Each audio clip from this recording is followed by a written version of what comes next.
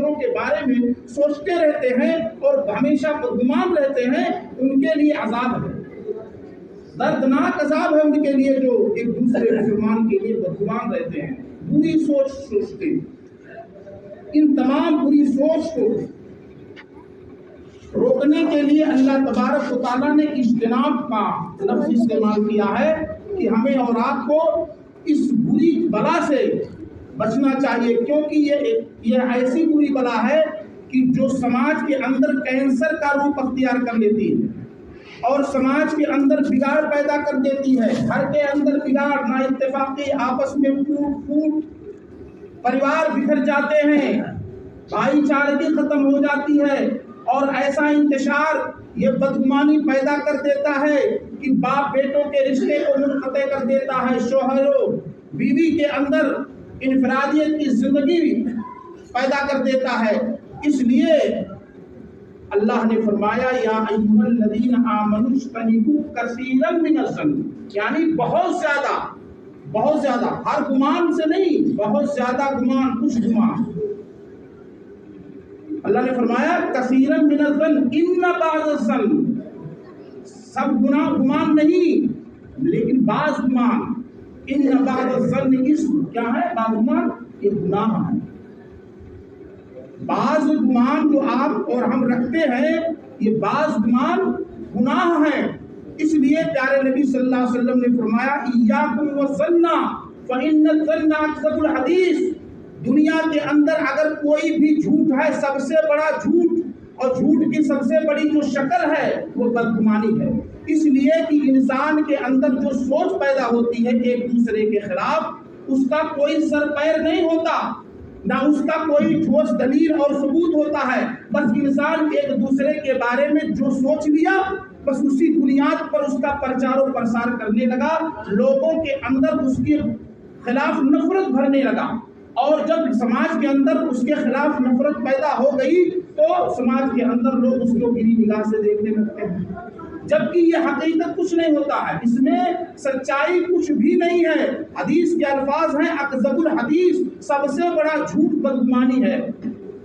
یعنی آدمی کا سوچنا گناہ نہیں، آپ سوچ سکتے ہیں، کچھ بھی سوچ سکتے ہیں، سوچنا گناہ نہیں ہے، لیکن آپ کے سوچ کے اندر اگر غلط بات پیدا ہو گئی آپ کے ذہن و دماغ کے اندر، اور ہو سکتا ہے جو آپ کی سوچ ہو وہ قابل قبول نہ ہو، ایسی کوئی بات نہیں، جو ہم سوچتے ہیں وہی بات صحیح ہے، اور اس کے بعد سوچ کی بنیاد پر آپ نے اس کو ایک دوسرے سے بیان کرنا شروع کر دیا تو آدمی اس پہ یقین کر لیتا ہے، اور یقین کرنے کی وجہ سے وہ گنہگاری کے اندر مبتلا ہو جاتا ہے۔ پیارے نبی جناب محمد رسول اللہ صلی اللہ علیہ وسلم نے فرمایا کہ بدگمانی رکھنے والا انسان روزہ بھی رکھتا ہے، نماز بھی پڑھتا ہے، حج بھی کر کے آیا ہے، زکوٰۃ بھی ادا کرتا ہے، اگر صاحب نصاب ہے تو زکوٰۃ بھی ادا کرتا ہے، اور استطاعت اس کے اندر ہے تو وہ حج کر کے بھی آیا ہے، لیکن بدگمانی کی بنا پر اس کے سارے اعمال برباد کر دیے جائیں گے، اس لیے کہ اپنی سوچ کی بنیاد پر کسی کو صحیح اور کسی کو غلط تصور نہیں کر سکتا۔ اس لیے اللہ تبارک و تعالیٰ نے فرمایا، اور پیارے نبی صلی اللہ علیہ وسلم نے فرمایا ایاکم، بچو، جیسے کہ تو ایاک نعبد و ایاک نستعین، ہم تیری ہی عبادت کرتے ہیں۔ پہلے آپ طاغوت کی عبادت سے انکار کرتے ہیں، اپنے اس سر کو جو اللہ تبارک و تعالیٰ نے آپ کے دماغ کو بنایا ہے اور اس دماغ کے اندر ایک اچھا دماغ پیدا کیا ہے جس کو عقل سلیم کہا جاتا ہے، اس دماغ کو، اس سر کو اگر کسی دوسرے کے سامنے جھکاتے ہیں تو اللہ تبارک و تعالیٰ کے ساتھ بہت بڑی خیانت ہے، اور یہی شرک ہے جو ان الشرک لظلم عظیم ہے، یعنی ایسا کام اللہ تبارک و تعالیٰ ایسی غلطی کو جو شرک عظیم یعنی بہت بڑا گناہ ہے جو اس کو اللہ تبارک و تعالیٰ معاف نہیں کرے گا۔ لا یغفر ان اللہ لا یغفر ان یشرک بہ، بے شک جو اللہ کے ساتھ کسی کو شریک کرتے ہیں وہ بخشے نہیں جائیں گے، اللہ تبارک و تعالیٰ ان کو معاف نہیں کرے گا۔ تو ایاک نعبد، ہم تیری عبادت کرتے ہیں، یعنی سارے معبودوں کو جھٹلا دیا ہم نے، سارے معبودوں کو ہم نے بالائے طاق رکھ دیا، اور خاص اللہ کی عبادت کو ہم نے اپنا لیا، ایاک نعبد، ہم تیری ہی عبادت کرتے ہیں، و ایاک نستعین، اور تجھی سے استعانت چاہتے ہیں اور تجھی سے مدد چاہتے ہیں۔ مدد کس سے چاہتے ہیں؟ اللہ سے۔ عبادت جب اللہ کی ہوگی تو مدد کون کرے گا؟ پیر صاحب کون کرے گا؟ وہ بیچارے جو اللہ والے ہیں، ولی اللہ قبرستان کے اندر مدفون ہے، وہ آپ کی مدد کریں گے؟ اللہ نے عبادت اپنی کرنے کے لیے، اپنی عبادت کرنے کے لیے ہمیں اور آپ کو پیدا کیا ہے، اور اللہ رب العالمین ہر چیز کا مالک ہے، رازق ہے، وہی روزے دینے والا، وہی پرورش کرنے والا ہے، وہی پالنے والا ہے۔ تو ہم نے اجتناب کیا کس چیز سے؟ اوروں کی عبادت سے، اور قبول کس وقت کس کی عبادت کو کیا؟ اللہ رب العالمین کی عبادت کو ہم نے قبول کی، ایاک نعبد و ایاک نستعین۔ ویسے ہے ایاکم والظن فإن الظن اکذب الحدیث، بہت زیادہ گمان سے اجتناب کرو۔ آدمی کی سوچ کی دو قسمیں ہوتی ہیں، ایک منفی ہے اور ایک دوسرا مثبت ہے۔ منفی سوچ والے جانتے ہو کیسے ہوتے ہیں؟ منفی سوچ والے ہمیشہ کسی پر بھروسہ نہیں کرتے، حتیٰ کہ اپنے رشتہ داروں پر بھروسہ نہیں رکھتے،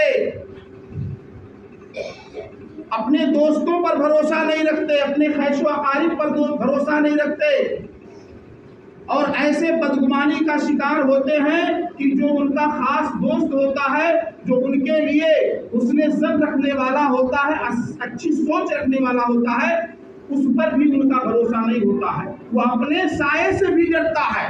اور وہ انسان جس کے دل کے اندر منفی سوچ پیدا ہو جائے، جو منفی سوچ کا مالک ہوتا ہے، وہ کسی پر بھروسہ نہیں کرتا، اپنے آپ پر خود نہیں بھروسہ کرتا تو آپ ہمارے اوپر کیا بھروسہ کرے گا؟ اور اسی وجہ سے اس کی رشتہ داریاں منقطع ہو جاتی ہیں، ٹوٹ جاتی ہیں، وہ رشتہ داروں کا بھی نہیں ہوتا، یہاں تک کہ پریوار کے اندر انفرادیت پیدا ہو جاتی ہے، پریوار کے اندر اختلاف پیدا ہو جاتا ہے، اسی سوچ کی بنا پر، منفی سوچ کی بنا پر اس کے آپس میں اختلاف ہوتا ہے۔ شوہر اگر منفی سوچ والا ہے تو بیوی سے نہیں پٹتی، اگر بیوی منفی سوچ والی ہے تو شوہر سے نہیں پٹتا، نہیں پٹے گا، کیونکہ یہ ایسی سوچ ہے کہ جب تک وہ کار جہنم کے حوالے نہیں کر دیا جائے گا اس کی سوچ بدلے گی نہیں۔ اور وہ ایسی سوچ رکھنے والا انسان جو منفی سوچ والا ہے وہ اپنے آپ بھولتا رہتا ہے، ہمیشہ بیزار رہتا ہے، چہرے پر اداسی چھائی رہتی ہے، ایک پل بھی اسے سکون اور اطمینان حاصل نہیں ہو سکتا، اس لیے کہ وہ کسی پر بھروسہ اور وشواس یقین نہیں رکھتا، اس کی بنا پر وہ ہمیشہ بیزار نظر آئے گا۔ لیکن جو مثبت سوچ والے ہیں وہ سب پر بھروسہ رکھتے ہیں اور وہی مومن کہلاتے ہیں، بھلے وہ بھروسہ رکھنے میں کہیں دھوکہ کھا جائیں، کہیں ان کے ساتھ دھوکہ دھڑی ہو جائے، لیکن یہ کوئی معنی نہیں رکھتا ہے، مگر ان کا یقین، ان کا ایمان مثبت ہوتا ہے، اچھی سوچ، اچھے گمان والے ہوتے ہیں۔ اس لیے اللہ تبارک و تعالیٰ نے ہمیں اور آپ کو فرمایا کہ اے ایمان والو، اچھی سوچ رکھو، اچھا گمان رکھو، اپنے بھائیوں کے لیے بہترین سوچ رکھو۔ یعنی ہماری سوچ پر کوئی فیصلہ نہیں ہوتا، ہماری سوچ کسی کے تعلق سے اگر غلط ہو رہی ہے تو ہم اپنی سوچ کو بدلیں، کیونکہ سوچ کی بنیاد پر کسی کو غلط نہیں کہہ سکتے آپ، جب تک اس کے لیے کوئی ٹھوس دلیل اور ثبوت نہ آپ کے پاس ہو، آپ سوچ کی بنیاد پر کسی کو غلط نہیں کہہ سکتے۔ اس لیے بعض لوگ صحابہ کرام نے پوچھا اللہ کے نبی صلی اللہ علیہ وسلم، یہ بدگمانی جو ہے کیا یہ ظن اللہ رب العالمین سے بھی لوگ رکھتے ہیں؟ ہاں رکھتے ہیں۔ پیارے نبی صلی اللہ علیہ وسلم نے فرمایا کہ بالکل رکھتے ہیں، بہت سارے لوگ ایسے ہیں جو اللہ تبارک و تعالیٰ سے بھی بدگمان ہو جاتے ہیں، دعا مانگتے ہیں، نماز پڑھتے ہیں، ان کو یقین نہیں رہتا کہ ہماری دعا قبول ہوگی کہ نہیں ہوگی۔ بھائی صاحب، ہم تو بہت بڑے گنہگار ہیں، گناہ میں ملوث ہیں، ہم خطا کار ہیں، مولا صاحب ذرا ہمارے لیے دعا کر دیجیے، آپ ہو سکتا اللہ کی دعا قبول فرما لے۔ اس کا مطلب کیا ہے؟ آپ کو اپنے اوپر بھروسہ نہیں ہے نا، آپ اپنے دعاؤں پر بھروسہ نہیں رکھتے. اللہ تبارک و تعالیٰ نحن اقرب الیہ من حبل الورید کہتا ہے میں تمہارے شہے رگ سے بھی قریب ہوں. ادعونی استجب لکم، تم پکارو ہم تمہاری پکار کو سنتے ہیں. تو کسی کی ضرورت کیا ہے کہ ان سے دعا کراؤ؟ خود دعا کرو، اللہ سے دعا مانگو. تو یہ اللہ سے بدگمان ہو جاتے ہیں کہ میری دعا اللہ نہیں قبول کرتا یا نہیں کرے گا. ایسے لوگ بہت زیادہ مایوس ہوتے ہیں اپنی زندگی کے اندر. ایسے لوگ جو اللہ پر بھروسہ نہیں رکھتے، اللہ تبارک و تعالیٰ نے اپنی آیتوں کے ذریعے نبی پاک صلی اللہ علیہ وسلم کی اصلاح کے ذریعے تمام چیزوں کو کھول کر کے بیان کر دیا ہے کہ انسان کو چاہیے کہ ہم سے بدگمان نہ رہے. اور اللہ تبارک و تعالیٰ جب بھی کوئی روزی رزق دیتا ہے تو اس کے گمان کے حساب سے دیتا ہے. اگر بدگمان ہو تو اسی طرح سے اللہ تبارک و تعالیٰ تمہیں روزی دے گا. اگر اچھا گمان اللہ پر بھروسہ ہے کہ جو ہم غلطیاں کر رہے ہیں، جو ہم سے کوتاہیاں ہو رہی ہیں، اللہ تبارک و تعالیٰ ہماری غلطیوں کو، ہماری کوتاہیوں کو معاف فرمائے گا، تو اللہ تبارک و تعالیٰ تمہاری غلطیوں کو معاف کر دے گا. ہماری نماز پڑھتے ہیں، اللہ پتہ نہیں قبول ہوگی. آپ یہ بھروسہ رکھیے، اعتماد رکھیے.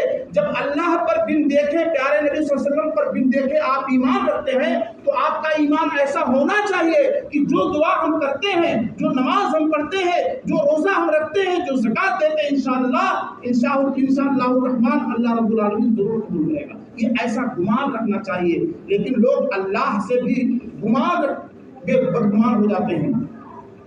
اس لیے پیارے نبی صلی اللہ علیہ وسلم نے فرمایا لا يموتن احدكم الا وهو يحسن بالله الظن. جو انسان اللہ پر بدگمانی رکھتے ہوئے مر گیا، دنیا سے اس کا خاتمہ ہو گیا، اس کا ٹھکانہ کہاں ہے؟ جہنم ہے. اس کا ٹھکانہ اتنا بڑا خالق، مالک، رازق، ساری چیزوں کا ہمیں انعام کی شکل میں عطا فرمایا ہے. ہمارے روزی کا مالک. نماز پڑھے تو نہ پڑھے تو ذکر کرے نہ، تب بھی ہمارا پیٹ اللہ رب العالمین بھرتا ہے. اور اس کے باوجود ہم اس سے بدگمان ہو جائیں اللہ رب العالمین سے، تو فرمایا نبی صلی اللہ علیہ وسلم نے کہ موت نہ آئے تمہاری یہاں تک کہ تم اللہ رب العالمین سے ولا یحسنوا باللہ الظن، یعنی اللہ رب العالمین سے بہترین گمان رکھنے والے ہو جاؤ، حسن ظن رکھنے والے ہو جاؤ، تب تمہاری موت آئے. اور ایسی حالت میں موت نہ آئے کہ تم بدگمانی کی زندگی گزارتے گزارتے اللہ پر بھروسہ نہ رکھتے رکھتے تمہاری زندگی دنیا سے ختم ہو جائے. اللہ نے فرمایا قل یا عبادی الذین اسرفوا علی انفسہم لا تقنطوا من رحمت اللہ. اللہ اپنے نبی کریم صلی اللہ علیہ وسلم سے فرمایا ہے، مخاطب ہو کر کے فرماتا ہے کہ اے نبی کہہ دو، قل کہہ دو لوگوں سے، میرے بندوں سے، مومنوں سے، مسلمانوں سے جو ہمارے اوپر ایمان رکھتے ہیں، قل یا عبادی الذین اسرفوا، میرے بندوں سے کہہ دو اے نبی اسرفوا علی انفسہم، جن لوگوں نے اپنے جان پر ظلم کر لیا ہے، گناہوں کا ڈھیر جمع کر لیا ہے، گناہوں کی زندگی گزار رہے تھے، آج ہمارے لیے سوچ ان کی بنی اور ہمارے دربار میں آ کر کے ہماری عبادت اور ذکر و اذکار میں مشغول ہو گئے. ان سے کہہ دو لا تقنطوا من رحمت اللہ، میری رحمت سے ناامید نہ ہو. یہ اللہ فرماتا ہے. اور ہمارا کیا ہم سر دعا کر دو، ہم گنہگار ہیں، پتہ نہیں ہماری دعا قبول ہوئی کہ نہیں. یہ آپ میرے لیے تجارت کے کاروبار میں بڑا خسارہ ہے، آپ دعا کر لیجئے ہمارا یہ خسارہ دور ہو جائے، اس ہماری روزی روزگار میں برکت اللہ دے دے. آپ دربار میں آتے نہیں، مسجدوں میں آپ کو آنے کی توفیق نہیں کہ اللہ رب العالمین سے ہم دعا کریں اللہ ہماری دعا کو قبول کرے. اللہ اپنے بندوں کو اگر روزی دے سکتا ہے، ان کو تندرستی دے سکتا ہے، ان کو زندگی دے سکتا ہے، ان کو چلا پھرا سکتا ہے، تو اللہ تعالیٰ آپ کی دعا کو نہیں قبول کرے گا؟ بالکل کرے گا. اس کے خاص بندے آپ ہیں. اس لیے جو کچھ مانگنا ہے اللہ رب العالمین سے اس امید پر مانگو کہ اللہ تبارک و تعالیٰ ضرور ہماری دعاؤں کو قبول فرمائے گا. میرے محترم بزرگوں اور دوستوں، اس لیے دنیا میں لوگ صرف انسانوں سے بدگمان نہیں ہوتے ہیں. جانتے ہو زبان کا جھوٹ صرف جھوٹ نہیں ہوتا. زبان سے آدمی بولتا ہے نا، تو زبان کا بولنا صرف زبان کا بولنا جھوٹ نہیں ہوتا، جھوٹ دماغ کا بھی ہوتا، جھوٹ سوچ کا بھی ہوتا۔ جیسے ہم نے کسی کو کہیں دیکھ لیا اور اس کے بارے میں بدگمان ہو گئے، غلط طریقے سے سوچ لیا کہ ہاں ایسا ہوگا، تو وہ سب سے بڑا جھوٹ ہے، کیونکہ آپ کے پاس کیا پروف ہے؟ آپ پروف کر سکتے ہیں؟ اللہ کے نبی جناب محمد رسول اللہ صلی اللہ علیہ وسلم نے بدگمانی سے بچنے کے لیے جو ترکیب بتائی ہے، اللہ کے نبی صلی اللہ علیہ وسلم رمضان کا مہینہ ہے، مسجد نبوی کے اندر آپ معتکف اعتکاف میں بیٹھے ہوئے ہیں، اللہ کے پیارے نبی جناب محمد رسول اللہ صلی اللہ علیہ وسلم کی ازواج مطہرات میں سے آپ کی ایک زوجہ حضرت صفیہ رضی اللہ تعالیٰ عنہ مسجد نبوی میں آپ سے ملاقات کرنے کے درس سے رات میں آ گئی، رات کی تاریکی تھی، آئی ملاقات کرنے کے لیے۔ اللہ کے نبی صلی اللہ علیہ وسلم مسجد سے نکل کر کے باہر ہوئے اور کھڑے ہو کر کے تنہائی میں اپنی بیوی حضرت صفیہ رضی اللہ تعالیٰ عنہا سے بات کر رہے ہیں۔ اتنے میں مسجد کے درمیان سے دو انصاری صحابی کا گزر ہوا، سن لیجئے محترم لوگ، دو انصاری صحابی کا گزر ہوا، کہاں سے؟ مسجد نبوی کے درمیان سے۔ اللہ کے نبی صلی اللہ علیہ وسلم کی نگاہ شریف ان لوگوں پر پڑی، ان پر؟ انصاری صحابہ پر، دو لوگ گزر رہے ہیں۔ اللہ کے پیارے نبی صلی اللہ علیہ وسلم نے آواز دی، اے میرے صحابہ ٹھہر جاؤ۔ وہ لوگ رک گئے، کہا سنو، یہ میں جس کے ساتھ بات کر رہا ہوں نا، یہ میری بیوی صفیہ، یہ مجھ سے ملاقات کی غرض سے مسجد نبوی آئی ہیں، میں ان سے بات کر رہا ہوں۔ صحابہ کرام نے جب یہ بات سنی ایسا لگا کہ ان کے پیر سے زمین بھی کھسک جائے گی، بہت زیادہ گھبرا گئے۔ اللہ کے نبی، بھلا اس کی کیا ضرورت تھی؟ اس کے وضاحت کی کیا ضرورت تھی؟ بھلا ہم آپ کے بارے میں کچھ غلط سوچ سکتے ہیں، آپ نے کیوں ایسا سوچ لیا؟ آپ ہمارے نبی ہیں، اللہ نے ہماری رہنمائی کے لیے آپ کو پیدا فرمایا ہے، تو ہم آپ کے بارے میں ایسا کیسا گمان کر سکتے ہیں؟ کہا نہیں، تم نہیں کر سکتے، لیکن جو تمہارے پیچھے شیطان لگا ہوا ہے نا، ہو سکتا ہے تمہارے دماغ کے اندر، تمہارے ذہن کے اندر یہ وسوسہ پیدا کر دے کہ اللہ کے نبی رات کی تاریکی میں کس سے بات کر رہے تھے۔ اس ذہن کو صاف کرنے کے لیے میں نے تمہیں آواز دی اور بتا دیا کہ تاکہ تمہارے دل کے اندر بدگمانی پیدا نہ ہو۔ میرے محترم بزرگوں اور دوستوں، اس بدگمانی پر بہت زیادہ زور دینے کی ضرورت ہے، بار بار اس موضوع کو چھیڑ کر کے سمجھانے کی ضرورت ہے، کیونکہ سماج کی سب سے بڑی برائی ہے ایک دوسرے کو دیکھ کر کے اور لوگ بدگمان ہو جاتے ہیں، ادھر ادھر کی باتیں کرنے لگتے ہیں، اور بدگمانی گھٹتی نہیں ہے، بڑھتے جاتی ہے۔ بدگمانی دن بدن گھٹتی نہیں ہے، بڑھتے جاتی ہے، یہاں تک کہ آدمی بدگمان ہوتے ہوتے ایک دوسرے کی جاسوسی میں لگ جاتا۔ لا تجسسوا، کسی کی جاسوسی نہ کرو، کسی کی ٹوہ نہ کرو، ولا تحسسوا، دھوکاری نہ لگو، کسی کے مکان یا دریچے یا جنگلے پر کان رکھ کر کے کھڑے ہو کر کے اس کے گھر کی باتوں کو نہ سنو۔ تحسسوا، حسسا کہ مانے جانتے ہو کیا ہوتے ہیں؟ نباز، جسے حکیم لوگ نے نبض پکڑ کر کے مرض کا پتہ لگاتے ہیں، یہی چیز یہاں استعمال تحسس کا لفظ آیا، تحسس یعنی پتہ نہ لگاؤ، ٹوہ نہ کرو کسی کے پیٹھ پیچھے کھڑے ہو کر کے آڑ سے کیا بات کر رہا ہے، کیا گفتگو ہو رہی ہے، کیا بات چیت چل رہی ہے، اس سے برائیاں بڑھتی۔ تو جب یہ بدگمانی آگے بڑھتی ہے تو تجسس کرتا ہے انسان، اور تجسس جب بڑھتے چلی جاتی ہے تو چغلخوری کرنے لگتا ہے۔ بھئی جب بات پیدا ہوگی دل کے اندر اور آپ اس کے پیچھے ٹوہ میں لگ جائیں گے تو ٹوہ سے جو باتیں پیدا ہوں گی تو آپ ایک دوسرے سے شیئر کریں گے نا، کہیں گے نا، تو کیا ہے چغلخوری نہیں ہے؟ اور چغلخوری جانتے ہو زنا سے بھی بڑھتا، بہت بڑا گناہ، بہت بڑا گناہ ہے۔ آج سماج کے اندر سب سے بڑی برائی یہی ہے۔ حضرت بایزید بستامی رحمۃ اللہ علیہ ایک بہت بڑے عالم دین تھے۔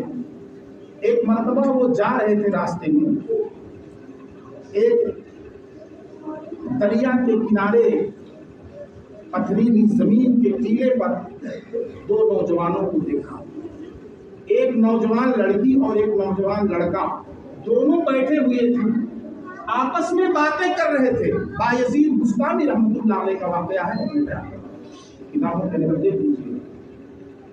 آپس میں وہ نوجوان لڑکا اور وہ نوجوان لڑکی دونوں آپس میں گفتگو کر رہے تھے، اور دن ڈوبنے کا، آفتاب غروب ہونے کا وقت ہو رہا تھا۔ سامنے ایک بوتل پڑی ہوئی تھی۔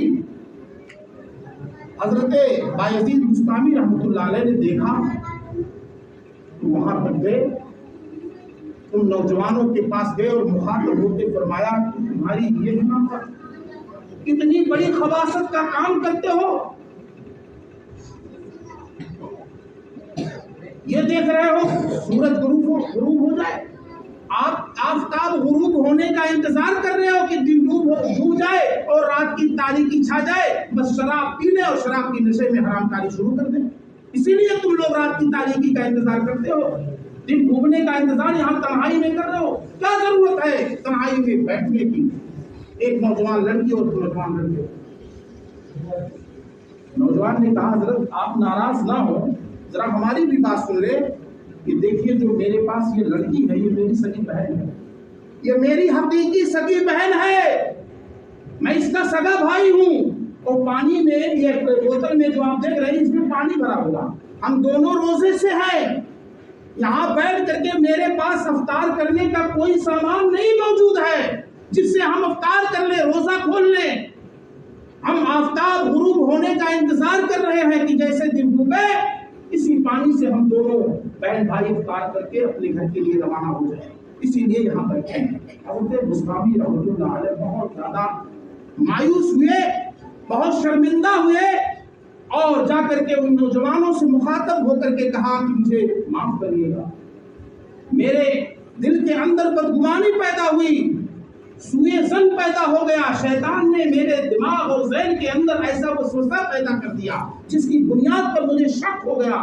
یہ شک کہاں سے آتا؟ یہ شک کی بیماری جانتے ہو، یہ بدگمانی اگر بیوی اور شوہر کے درمیان آ جائے نا تو رشتے ٹوٹ جاتے ہیں، زندگی عذاب بن جاتی ہے، گھر جہنم بن جاتا ہے، چاہے بیوی ہو یا شوہر، دونوں اگر بدگمانی کرنے والے ہیں، یا اگر بیوی ہے یا شوہر ہے، اگر بیوی ہے تو آپ کی زندگی خطرے میں ہے نا لوگ۔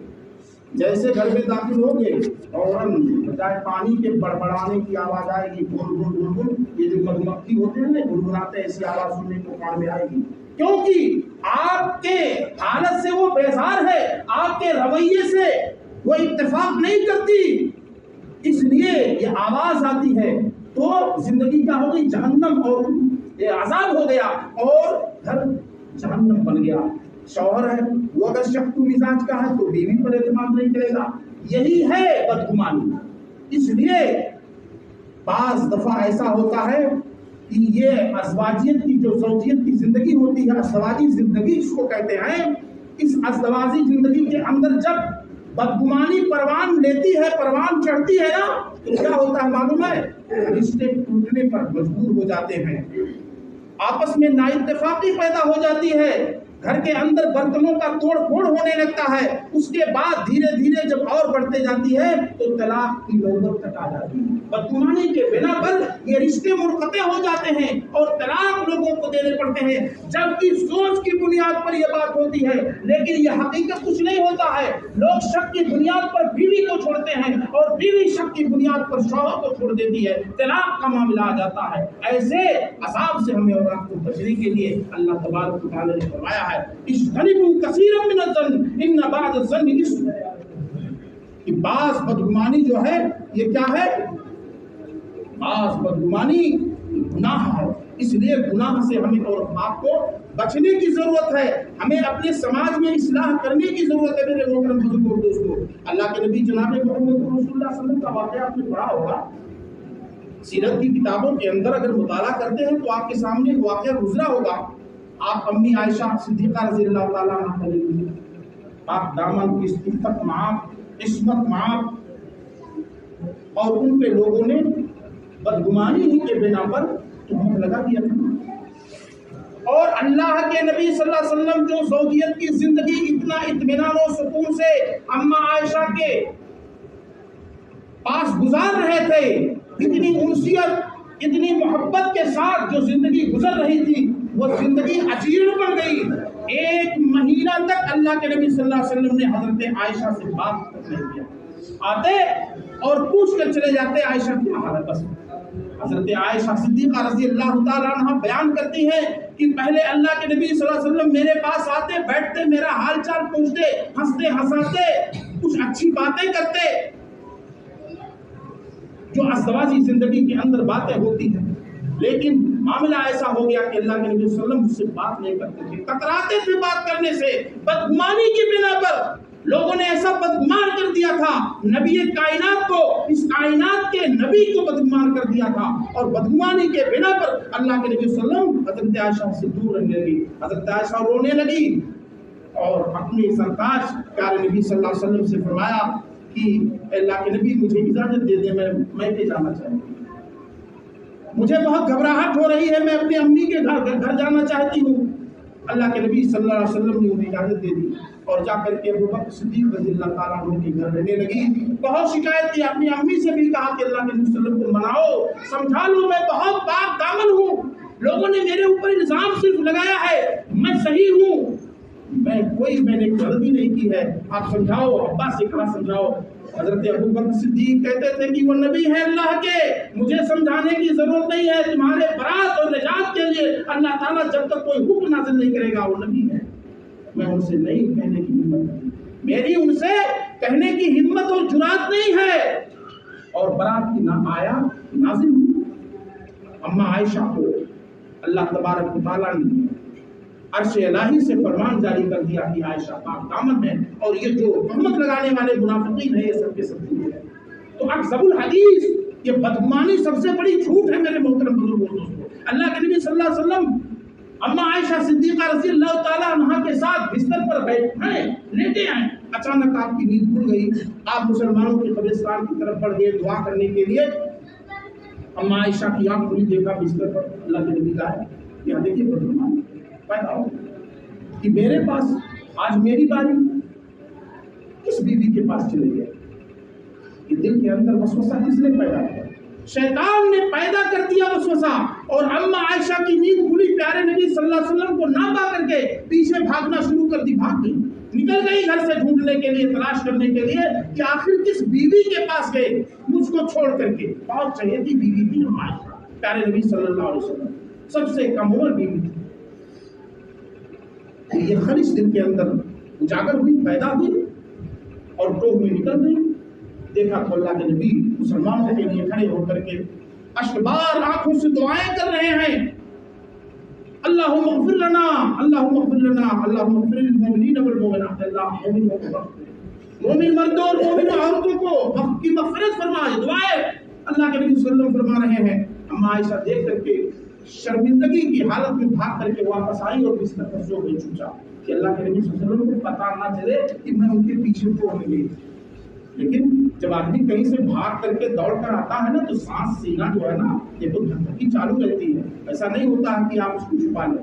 اللہ کے نبی صلی اللہ علیہ وسلم آئے، دیکھا عائشہ تم کہیں گئی تھی تو کیسے بولے؟ اللہ کے نبی سے کہا ہاں میں گئی تھی، اور بدبخت پر شیطان کا ایک وسوسہ پیدا ہوا، ایسا سارا واقعہ بیان کیا، اور بیان کرنے کے بعد کہا اللہ کے نبی کیا میرے اوپر بھی شیطان وسوسہ پیدا کر سکتا ہے؟ کہا بالکل کر سکتا ہے، مومنوں کے پیچھے ہی تو شیطان ہے۔ ابلیس اپنا تخت لگاتا ہے پانی کے اوپر اور تمام اپنے چیلوں کو چھوڑ دیتا ہے دنیا میں بگاڑ کرنے کے لیے، جاؤ سمجھاؤ بگاڑ کراؤ، سب کو اکٹھا شام کو بلاتا ہے، اس کے بعد جو جیسا کام کیا رہتا نا اسی حساب سے اس کو انعام دیتا ہے۔ پیارے نبی صلی اللہ علیہ وسلم نے فرمایا کہ ایک مرتبہ اسی طریقے سے ہوا، اور ابلیس نے سارے اپنے شیطانوں کو بلا کر کے پوچھنا شروع کیا کہ بھائی تم لوگوں نے آج کون کون سا کام کیا؟ کسی نے کچھ کہا نماز سے روک دیا، روزے سے روک دیا، فلاں نے کہا، سب کچھ کہا۔ ایک شیطان آیا، کہا کہ میں دو لوگوں کے یعنی ازدواجی زندگیاں بیوی، شوہر اور بیوی کے درمیان اختلاف پیدا کر دی، دونوں کے اندر بدگمانی پیدا کر دی، شک پیدا کر دیا، اور دونوں اس طریقے سے لڑے یہاں تک کہ معاملہ یہ ہوا کہ دونوں کے اندر ایک دوسرے سے دور ہو گئے، طلاق ہو گیا. شیطان ابلیس بہت خوش ہوا اور بہت سارے انعام اور اکرام سے اس شیطان کو نوازا. کہا بہت بڑا تم نے کام کیا ہے. تو یہ میرے محترم بزرگوں دوستی بدگمانی ہے جو رشتے کو، عام رشتوں کو، باتیاب رشتوں کی بات ہی چھوڑ دیجیے، ازدواجی زندگی کو بھی توڑ کر رکھ دیتا ہے اور عام رشتے تو ٹوٹ ہی جاتے ہیں. آپ دیکھیں بدگمان لوگوں کے رشتے دار نہیں خوش رہتے ان سے، کیونکہ وہ بدگمان ہی رہتے ہیں اپنے رشتے داروں سے بھی. تو اس طریقے سے ہمیں اور آپ کو اچھے گمان رکھنے کی ضرورت ہے، اچھے سوچ رکھنے کی ضرورت ہے. کسی اچھے سوچ کی بنیاد پر سماج بنتا ہے اور برے سوچ کی بنیاد پر سماج بگڑتا اور بگڑ جاتا ہے. اس لیے ہمیں اور آپ کو اچھی سوچ رکھ کر کے اپنے سماج کو بنانے کی ضرورت ہے، اصلاح کی ضرورت ہے اور آپس میں اتحاد و اتفاق رکھنے اور کرنے کی ضرورت ہے. اللہ تبارک و تعالیٰ سے دعا ہے کہ بار ہم کہنے اور سننے سے